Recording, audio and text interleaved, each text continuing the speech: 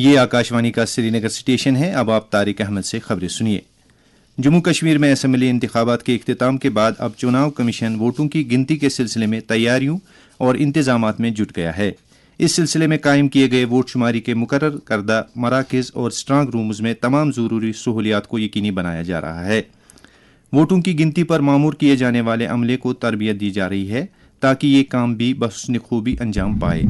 سبھی اضلاع میں قائم کاؤنٹنگ مراکز میں نگرانی بڑھائی جا رہی ہے۔ متعلقہ ضلع چناؤ آفیسر اسٹرانگ رومز کا متواتر معائنہ بھی کر رہے ہیں، جہاں الیکٹرانک ووٹنگ مشینوں کو ذخیرہ کرایا گیا ہے۔ چیف الیکٹورل آفیسر نے آن سائٹ افسروں کو چوکس رہنے کی ہدایت دی ہے تاکہ ایسے مقامات کی طرف صرف اور صرف مجاز اہلکاروں کی محدود رسائی کو ہی ممکن بنایا جا سکے۔ واضح رہے کہ جموں کشمیر میں ماڈل کوڈ آف کنڈکٹ کا نفاذ ابھی بھی جاری ہے، جبکہ چناؤ کمیشن نے 5 اکتوبر شام 6 بجے کے بعد ایگزٹ پول کے جائزے شائع اور نشر کرنے کی اجازت دے رکھی ہے۔ البتہ اس وقت سے پہلے ایگزٹ پول جاری کرنے پر سخت پابندی عائد ہے۔ لیفٹیننٹ گورنر منوج سنہا نے عوام سے کہا ہے کہ وہ بابائی قوم مہاتما گاندھی کے نظریہ کو دنیا کے کونے کونے تک پہنچانے تک تاکہ یہ سرزمین ایک پرامن اور رہنے کے لیے ایک بہترین جگہ بن سکے۔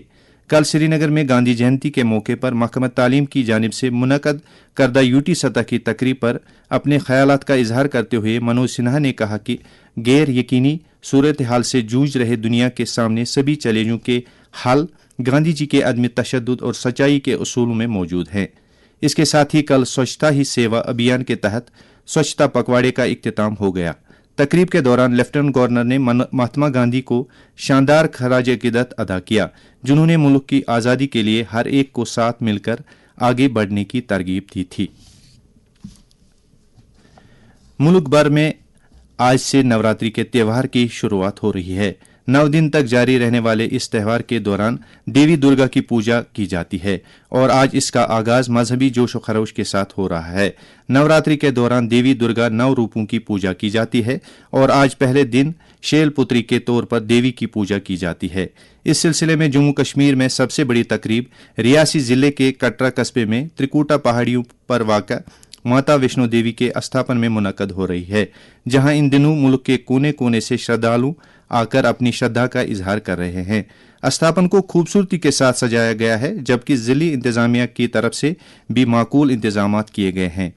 کشمیر صوبے میں بھی عقیدت مند خاص طور سے کشمیری پنڈت تہوار کی تیاریوں میں جڑ گئے ہیں اور ماتا خیر بھوانی استھاپن تلملا اور ٹکر کپواڑہ نیز وادی کے دیگر مندروں میں بھی آج صبح سے ہی حاضری دے رہے ہیں، جہاں وہ عالمی انسانیت کی خوشحالی اور کشمیر میں دائمی امن کے قیام کے لیے پرارتھنا کر رہے ہیں۔ وزیر اعظم نریندر مودی کو ملے تحائف کی ای نیلامی کی تاریخ 31 اکتوبر تک بڑھا دی گئی ہے۔ یہ نیلامی پہلے 17 ستمبر سے 2 اکتوبر تک طے تھی۔ یہ وزیر اعظم کے تحائف کی نیلامی کا 6واں شمارہ ہوگا۔ حکومت نے لوگوں سے اپیل کی ہے کہ وہ اس ای آکشن میں بڑھ چڑھ کر حصہ لیں۔ خواہش مند افراد آکشن میں حصہ لینے کے لیے سرکاری ویب سائٹ pmmomentos.gov.in پر اپنے آپ کو درج کرا سکتے ہیں۔ واضح رہے کہ وزیر اعظم کے لگ بھگ 600 میمنٹوز نیلامی کے لیے نمائش میں رکھے گئے ہیں۔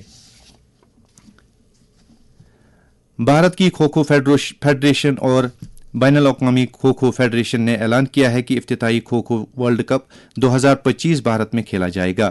اس مقابلے میں 24 ملکوں اور 6 براعظموں کے کھلاڑی شرکت کریں گے۔ مجموعی طور پر اس عالمی کپ میں مردوں اور خواتین کی 16 ٹیمیں شرکت کریں گے۔ اب آخر پر درجہ حرارت۔ سری نگر میں رات کا کم سے کم درجہ حرارت 11.3 ڈگری سیلسیس درج کیا گیا، جبکہ جموں میں رات کا کم سے کم درجہ حرارت 23.1 ڈگری سیلسیس ریکارڈ کیا گیا۔ اس کے ساتھ ہی خبروں کا یہ بلٹن ختم ہوا۔